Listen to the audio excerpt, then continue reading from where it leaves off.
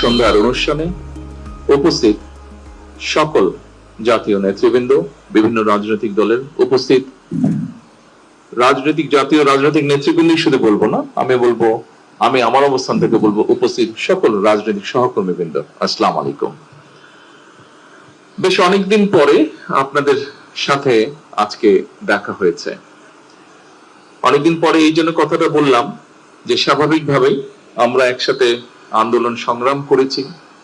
আমরা প্রত্যেকটি রাজনৈতিক দলের বিভিন্ন পর্যায়ের নেতৃত্ব, বিভিন্ন পর্যায়ের কর্মীবৃন্দ অত্যাচারিত হয়েছে, নির্যাতিত হয়েছে।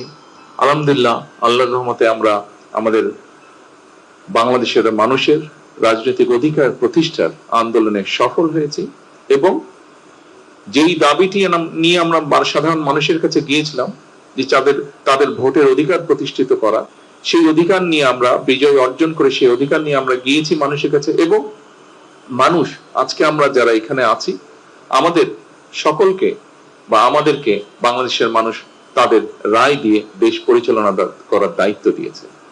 উপস্থিত জাতীয় নেতৃবৃন্দ এবং সহকর্মীবৃন্দ, আপনাদের নিশ্চয়ই মনে আছে যে আমরা এখানে অনেকগুলো রাজনৈতিক দল একসাথে বসে আমরা 31টি দফা উপস্থাপন করেছিলাম বাংলাদেশের মানুষের সামনে।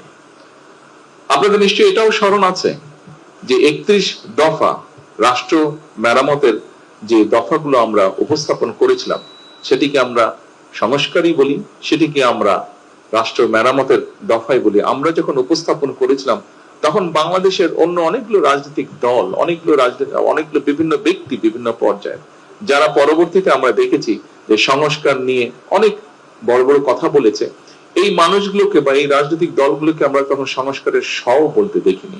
কিন্তু আজকে আমরা এই প্যান্ডেলের নিচে যারা বসে আছে একত্রে, আমরা কিন্তু তখন স্বৈরাচারের চোখ রাঙানিকে উপেক্ষা করে আমরা রাষ্ট্র সংস্কারের দফাগুলো আমরা দিয়েছিলাম।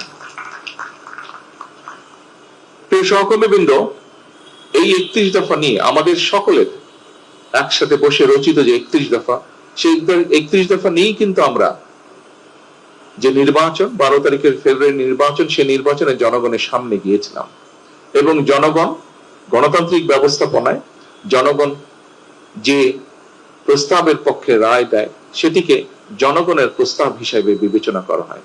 কাজে আমি ব্যক্তিগতভাবে মনে করি, একজন রাজনৈতিক কর্মী হিসাবে, যে 31 দফা আমরা সকলে মিলে বসে রচনা করেছিলাম বা তৈরি করেছিলাম, সেই 31 দফার পক্ষে বাংলাদেশের জনগণ রায় দিয়েছে এবং আমি মনে করি এইটি এখন বর্তমানে সমগ্র বাংলাদেশের গণতান্ত্রিক জনগণের এটি 31 দফা, শুধু আমাদের রাজনৈতিক দলগুলো নয়, বরং 31 দফা বাংলাদেশের জনগণের 31 দফা হয়ে গিয়েছে এখন।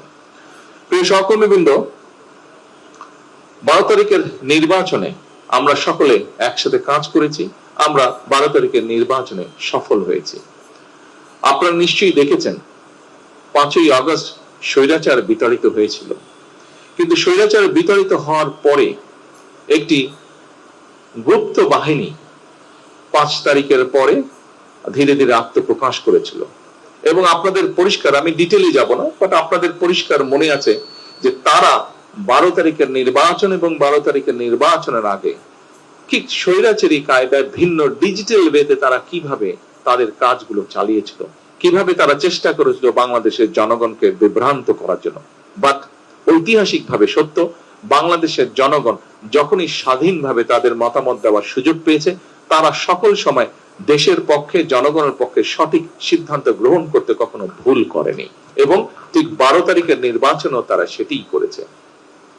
আমি সঙ্গত কারণেই নামটি উচ্চারণ করতে চাইছি না।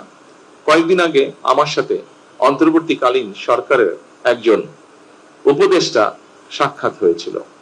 কথা প্রসঙ্গে উনি বলছিলেন যে উনারা যে 18 মাসের মতন দেশ পরিচালনা করেছেন, এই 18 মাস উনারা দেখেছেন যে কত অসহায়ের মতন উনারা ছিলেন। উনি বলছেন, উনি একজন সেই সরকারের উপদেষ্টা হিসেবে বলছেন এবং উনি বলছেন সরকারের 60% উপরে সেই গুপ্ত বাহিনীর ইনফ্লুয়েন্স ছিল। সেই গুপ্ত বাহিনী বিভিন্ন, এবং আমরা দেখেছি নির্বাচনের পরে এই গুপ্ত বাহিনীকে দিশাহারার মতন বক্তব্য রাখতে, বিভিন্ন রকম বক্তব্য রাখতে, এবং এখনো তারা বিভিন্ন রকম বক্তব্য রাখছে। তারা আমরা দেখেছি পত্রপত্রিকাতে, আমরা দেখছি সোশ্যাল মিডিয়াতে, আমরা দেখছি সেই ব্যক্তির বক্তব্য হচ্ছে যে এরা দিশাহারা হয়ে গেছে। 18 মাস তারা এমন ভাবে তারা পুরো জিনিসটাকে ব্যবহার করেছে তাদের পক্ষে, কিন্তু 12 তারিখে যখন জনগণ তাদের রায় প্রদান করেছে তারপর থেকে তাদের মাথাটি খারাপ হয়ে গেছে। প্রিয় সহকর্মীবৃন্দ, 16-17 বছর স্বৈরাচারের রেখে যাওয়া পুরো একটি বিধ্বস্ত ইকোনমি, 16-17 বছর রেখে যাওয়া স্বৈরাচারের একটি বিধ্বস্ত জ্বালানি বা বিদ্যুৎ ব্যবস্থা, 16-17 বছর ধরে স্বৈরাচারের রেখে যাওয়া একটি শিক্ষা ব্যবস্থা, একটি যোগাযোগ ব্যবস্থা, একটি স্বাস্থ্য ব্যবস্থা, যেটি বলি না কেন প্রত্যেকটি ব্যবস্থা ছিল বিধ্বস্ত। সরকার গঠন করার সাথে সাথে সরকার গঠন, এই যে আমার টেবিলেও অন্তত দুইজন আছেন, মন্ত্রী পরিষদের সদস্য আছেন, ফাইন্যান্স মিনিস্টার আছেন এবং পরিকল্পনা মন্ত্রী যে আছেন এখানে, উনি সরাসরি আমাদের জোটের ভিতরে বা আমাদের যুগপৎ আন্দোলনের সাথে ওনারা ছিলেন, উনি ভালো বলতে পারবেন। হয়তো ফাইন্যান্স মিনিস্টার তার দলের কথাই বলবেন, কিন্তু পরিকল্পনা মন্ত্রী তিনি তো সরাসরি আমাদের দলে না, উনি যুগপৎ আন্দোলনের শরিক, আমাদের একজন, আমাদের সকল সহকর্মীর মধ্যে একজন, কিন্তু উনিও দেখছেন যে কি একটা বিধ্বস্ত অবস্থায় সরকার গঠন করতে হয়েছিল। এবং সাথে সাথে একটা দিন পরে সরকার শুরু হওয়ার একটা দিন পরে রোজা এসেছে। আপনারা নিশ্চয়ই দেখেছেন, আপনাদের মনে আছে বেশি দিন হয়নি রোজা হয়েছে। আলহামদুলিল্লাহ, আসার সাথে সাথে রোজাটা পাওয়ার পরেও আমরা বিভিন্ন রকম, একে তো সেই প্রশাসন ছিল, এক প্রশাসনের মধ্যে গুপ্ত বাহিনীর লোকজন ছিল, দুই প্রশাসনের মধ্যে তখনও স্বৈরাচারের লোকজন ছিল, এখনো আছে হয়তো বিভিন্ন জায়গায়। তারপরে আমরা বিভিন্ন রাত দিন পরিশ্রম করার মাধ্যমে আমরা চেষ্টা করেছি রোজাটাকে এমন একটা পর্যায়ে রাখতে যেখানে মোটামুটি ভাবে সারা দেশের মানুষকে একটি স্বস্তি দেওয়া যায়।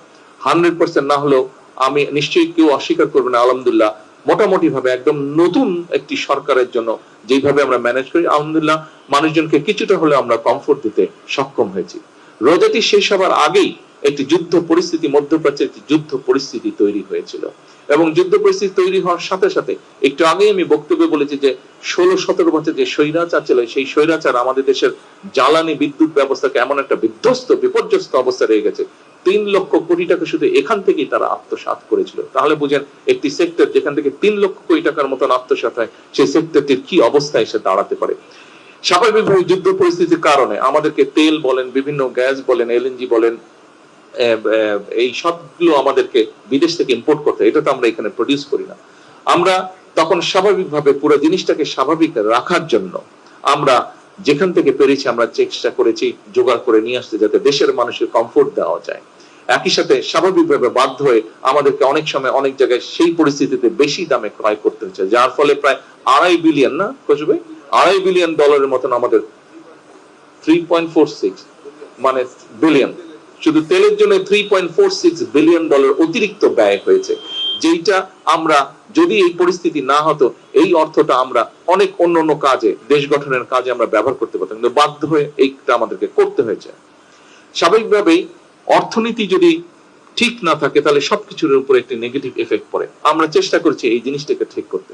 আপনাদের নিশ্চয়ই মনে আছে শেয়ার মার্কেট বা ক্যাপিটাল মার্কেট যেটাকে আমরা জানি, এই ক্যাপিটাল মার্কেটের কি অবস্থা হয়েছিল স্বৈরাচারের সময়। এখানে মানুষ আত্মহত্যা পর্যন্ত করেছিল, একজন দুইজন ব্যক্তির নিজেদের তারা কিভাবে আত্মসাৎ করে নিয়ে গেছিল লক্ষ লক্ষ মানুষের অর্থ, মানুষ আত্মহত্যা পর্যন্ত করেছিল। এই ক্যাপিটাল মার্কেট নতুন পলিসি নিয়ে, নতুন সঠিক লোক নিয়োগের মাধ্যমে, আপনারা এর মধ্যে পত্রপত্রিকায় দেখেছেন, পত্রপত্রিকা তাদের মতন করে নিউজ করছে, কিন্তু ধীরে ধীরে একটি অবস্থাটা আস্তে আস্তে আলহামদুলিল্লাহ ভালোর দিকে যাচ্ছে। এখন এটি ফরচুনেট বা আনফরচুনেট যেটি হোক, গত কয়েকদিন ধরে আবার মধ্যপ্রাচ্য পরিস্থিতি খারাপ হয়েছে। কাজেই প্রিয় সহকর্মীবৃন্দ, আমার যে বক্তব্যটি আমি বক্তব্য দিয়েছেন, এখানে সাইফুল ভাই কিছু কথা বলেছেন, মান্না ভাই কিছু কথা বলেছেন, এখানে আমাদের দাদা কিছু কথা বলেছেন, এখানে জামাল হায়দার কিছু কথা বলেছেন, এখানে আমি বুঝি, কিন্তু এই পরিস্থিতিটা এই জন্য আমি কাউকে দোষ দিচ্ছি না।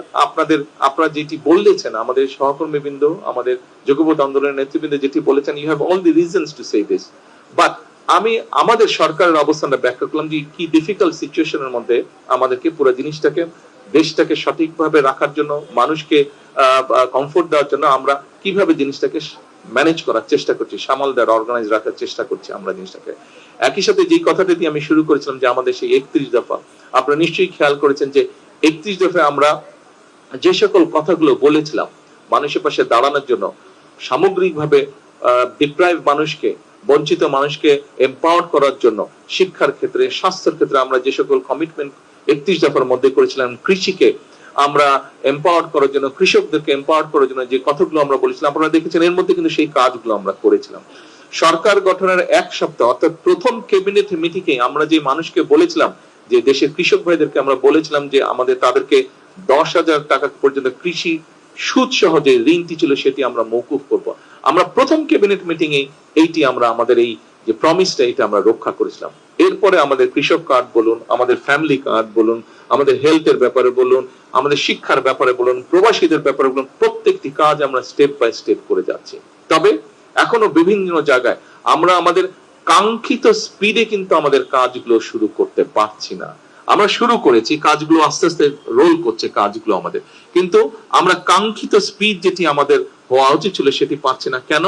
সেই সুপ্ত গুপ্ত বলুন আর স্বৈরাচার বলুন, এদের অনেক লোকজন এখনো প্রশ্ন এবং বিভিন্ন জায়গায় তারা বাধাগ্রস্ত করছে। এখানে আছে পরিকল্পনা মন্ত্রী, ওনাকে জিজ্ঞেস করুন, এখানে অর্থমন্ত্রী আছেন, জিজ্ঞেস করুন, অন্যান্য মন্ত্রী পরিষদের সদস্যবৃন্দ আছেন, ওনারাও বিষয়টি অনুভব করতে পারছেন।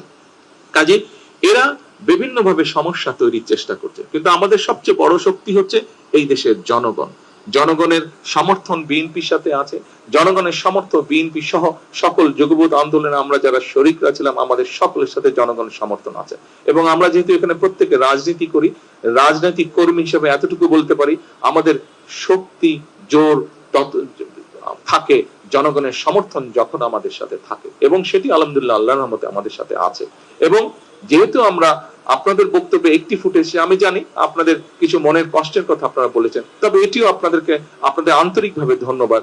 এটিও আপনারা বলেছেন, যে সকল সহকর্মীবৃন্দ বলেছেন, দাদা এখানে বলেছেন, শাহসুফ ভাই এখানে বলেছেন, মানন ভাই এখানে বলেছেন, যে আমরা জনগণের কাছে অন্তত এই জিনিসটা নিয়ে যেতে সক্ষম হয়েছে যে আমরা চেষ্টা করছি, কাজ করছি, আমরা চেষ্টা করছি, আমরা এইটি আমরা নিয়ে যেতে সক্ষম হয়েছি। আমাদের প্রথম যে স্টেপটি সেটিতে আমার মনে হয় আমরা সফল হয়েছি। কাজেই সমস্যা কতগুলো আপনাদের সামনে তুলে ধরেছি। আমি দৃঢ়ভাবে বিশ্বাসী যে আমার সহকর্মীবৃন্দ, আমরা যারা যুগপৎ আন্দোলনে ছিলাম, আপনারা এই বিষয়গুলি কনসিডার করবেন। আপনারা যে বিষয়গুলি বলেছেন, যে কষ্টের কথা বলেছেন, অবশ্যই আমরা এটা কনসিডার করব। কিন্তু জনগণ যেই দায়িত্বটি প্রথম দিয়েছেন, নিশ্চয়ই আপনারা এই ব্যাপারে একমত হবেন। প্রথমে জনগণের ইন্টারেস্ট আমাদেরকে দেখতে হবে, প্রথমে আমাদেরকে প্রোটেক্ট করতে হবে পুরো দেশের স্বাধীনতা, দেশের সার্বভৌমত্ব, দেশের অর্থনীতি, জনগণের নিরাপত্তা, এই বিষয়গুলোকে আমাদেরকে যে কোনো ভাবে হোক প্রথমে এগুলোকে আমাদের প্রোটেক্ট করতে হবে। তারপরে অবশ্যই অবশ্যই বাকি যে বিষয়গুলো আছে, আপনাদের যে বক্তব্যগুলো আছে, আপনাদের যে বিষয়গুলো আছে বলার, উপস্থাপনা আছে, সবগুলো বিষয় আমরা চেষ্টা করবো অ্যাড্রেস করতে। আমরা এতদিন একসাথে ছিলাম, কেন আমরা আপনাদেরকে ছেড়ে দেব? কোনোই যুক্তি নাই। এতদিন একসাথে ছিলাম, আমরা ইনশাল্লাহ সামনের দিনেও একসাথে থাকবো। হতেই পারে চলতে গেলে মাঝে মাঝে হয়তো একটু এদিক ওদিক হতেই পারে। এত সমস্যা, প্রায় 20 কোটি মানুষের দেশ, কত রকম সমস্যা। আপনি যদি দেখেন এই ঢাকা শহর পরিষ্কার করাই এখন একটা বিরাট সমস্যা হয়ে দাঁড়াচ্ছে। যেদিকে তাকাবেন ময়লা, এই পরিষ্কার করা একটা সমস্যা হয়ে দাঁড়াচ্ছে। এদিক দিয়ে পরিষ্কার করলে ওই দিক দিয়ে ময়লা করে ফেলছে, ওদিক দিয়ে পরিষ্কার করলে এদিক দিয়ে ময়লা করে ফেলছে, এই একটা অবস্থা। তাহলে চিন্তা করেন সমগ্র দেশের কি অবস্থা। অবশ্যই আপনারা এই ব্যাপারে ওয়াকিফ আছেন। আমি শুধু এতটুকু অনুরোধ করব, একটু আমাদের সকলকে ধৈর্য ধরতে হবে। কারণ খুব সম্ভব মান্না ভাই ওনার বক্তব্যে বলেছেন যে জনগণের প্রত্যাশা অনেক, জনগণের প্রত্যাশা অনেক। সেজন্য আসুন আমরা সকলে মিলে চেষ্টা করি জনগণের প্রত্যাশাটাকে আগে আমরা অ্যাড্রেস করি। আমরা তো আছি, আমরা ছিলাম একসাথে, আমরা আছি একসাথে, ইনশাআল্লাহ আমরা থাকবো একসাথে। কাজে আমাদের মধ্যে আমি মনে করি না ডিফারেন্স অফ ওপিনিয়ন হতে পারে, কিন্তু ভুল বুঝাবুঝির কোনো কারণ আমাদের মধ্যে আছে বলে আমি মনে করি না। কারণ আমাদের 31 দফার মাধ্যমে আমরা একটি জিনিস একত্রিত হয়েছি, এক জায়গায় একত্রিত হয়েছি যে ইয়াস আমাদের উদ্দেশ্য এবং লক্ষ্য এক। যেহেতু আমাদের উদ্দেশ্য এবং লক্ষ্য এক, কাজে আমাদের মধ্যে ভুল বোঝাবুঝির হতে পারে না। হয়তো 31 দফার একটি দফা কিভাবে বাস্তবায়ন করবো এই ব্যাপারে আপনার একটা মত থাকতে পারে, আমার একটি মত থাকতে পারে, এখানেই হয়তো কিছুটা ভিন্নতা থাকতে পারে, কিন্তু আমাদের মধ্যে কোনো বিভেদ নেই। কাজে আমাদের মধ্যে যদি কোনো বিভেদ না থাকে, আমরা নিশ্চয়ই আমাদের 31 দফার আলোকেই হোক এবং একই সাথে জুলাই সনদের আলোকেও আমরা ইনশাল্লাহ দেশকে সামনের দিকে এগিয়ে নিয়ে যাব। এবং আপনাদের প্রত্যেকের একটি কথা একটু পিছনে নিয়ে যাই, আমরা যখন আন্দোলন সংগ্রামে রাজপথে ছিলাম, আজকে অনেকেই দাবি করে, কারো নাম আমি উল্লেখ করতে চাই না, যাদেরকে একটি শব্দ, গুপ্ত একটা শব্দ ব্যবহার করলেই মানুষ, সাধারণ মানুষও তাদেরকে চিনে, তারা কারা। এদেরকে কিন্তু আমরা অনেক খুঁজেছি, তাদেরকে আমরা পাইনি, আমি পাইনি দূরে থেকে। আপনারা কি কেউ পেয়েছিলেন রাজপথে? তাদেরকে কিন্তু রাজপথে আমরা দেখিনি। বিভিন্ন সময় তাদেরকে দেখেছি, যারা পালিয়ে গেছে এই দেশ থেকে তাদের সাথে বিভিন্ন ভাবে আমরা দেখেছি, কিন্তু রাজপথে আমরা দেখিনি। দেখেছি শেষের দিকে এসে কিছুটা আমরা তাদেরকে দেখেছি, শেষের দিকে তারা কিছু কিছু কিছু জায়গায় তাদেরকে দেখেছি, কিন্তু 17 বছর বিভিন্ন জায়গায় আমরা তাদেরকে দেখিনি। কাজে প্রিয় নেতৃবৃন্দ, সেজন্যই দেশের মানুষ আমাদের উপরেই আস্থা রেখেছে, আমাদের উপরে আস্থা রেখেছে যে ঠিক আছে এরাই দেশকে নিয়ে যেতে পারবে। এটি আমি দৃঢ়ভাবে বিশ্বাস করি। আসুন দেশের মানুষের সেই আস্থা ধরে রাখার জন্য আমাদেরকে যে কোনো মূল্যে ঐক্যবদ্ধ থাকতে হবে। দেশের মানুষের আস্থা ধরে রাখার জন্য আমরা সকলে এক কাজ করব। কারণ ওই যে কথা একটি, জনগণের প্রত্যাশা আমাদের কাছে, জনগণ প্রত্যাশা নিয়ে আমাদেরকে দায়িত্ব দিয়েছে। আসুন আগে আমরা দায়িত্বটা পালন করি, তারপরে আমরা নিজেদেরকে নিয়ে ভাবি, আগে জনগণের কথা ভাবি। পরিশেষে আবারও আপনাদের সকলকে আজকে এখানে কষ্ট করে আসার জন্য আন্তরিকভাবে আমি আমার পক্ষ থেকে এবং আমার দলের পক্ষ থেকে এবং আমার সরকারের পক্ষ থেকে আপনাদেরকে আন্তরিকভাবে আমি শুভেচ্ছা এবং ধন্যবাদ জানাচ্ছি। ইনশাআল্লাহ এটি শেষ না, এটি শুরু। আমরা এটিকে ইনশাআল্লাহ কন্টিনিউ করব।